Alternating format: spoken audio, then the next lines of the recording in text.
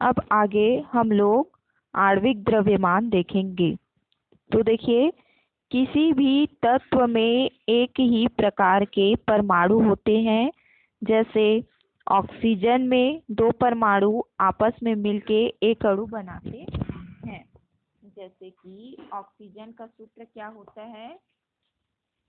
O2। तो आप ऑक्सीजन के दो परमाणु, एक ये हुआ और एक ये, दोनों मिलके क्या बना रहे हैं? O2 का निर्माण कर रहे हैं।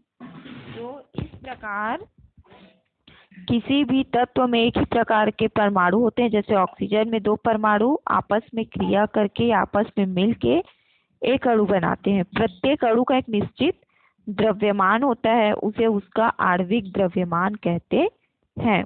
अब यहाँ पे हम लोग चित्र के माध्यम से देखेंगे ऑक्सीजन का अणु।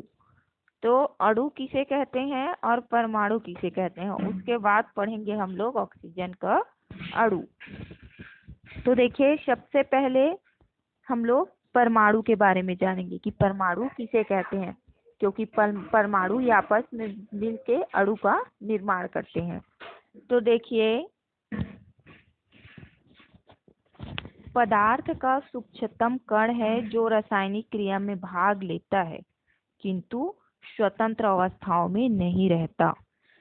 पदार्थ का सूक्ष्मतम कण है जो रासायनिक क्रिया में भाग लेता है किंतु स्वतंत्र अवस्थाओं में नहीं रह सकता, ये कहलाता है आपका परमाणु। और बोल सकते हैं किसी भी पदार्थ का आधार परमाणु होता है, अर्थात सभी पदार्थ परमाणुओं से मिलके बने होते हैं। दो या दो से अधिक परमाणु मिलके अणु का निर्माण करते हैं और अणु मिलकर हमारे चारों ओर उपस्थित सभी चीजों का निर्माण करती है। अतः हम कह सकते हैं कि सभी वस्तुओं और पदार्थों का आधार क्या होता है?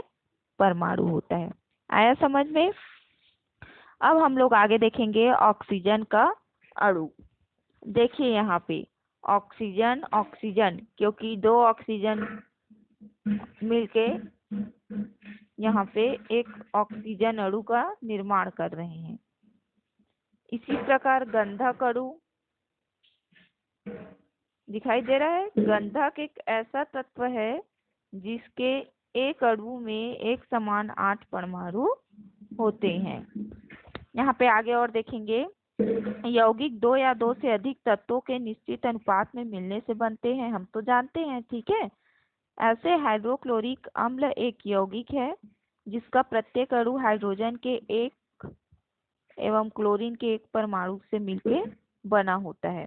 तो देखिए यहाँ पे हाइड्रोक्लोरिक अम्ल, एक हाइड्रोजन और दूसरा क्लोरीन, दोनों मिलके क्या बना रहे हैं? हाइड्रोक्लोरिक अम्ल।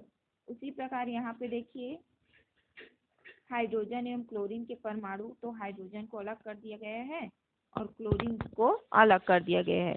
तो ये चित्र आई समझ में आप लोगों के? बहुत सरल है ये, ठीक है। यहाँ पे दर्शाया गया है पूरा सभी चीज को। यहाँ पे किसी यौगिक का सबसे छोटा कण अणु होता है। इस अणु को आगे विभाजित करने पर अलग अलग तत्वों के वे परमाणु प्राप्त होते हैं जिनसे वह बनता है।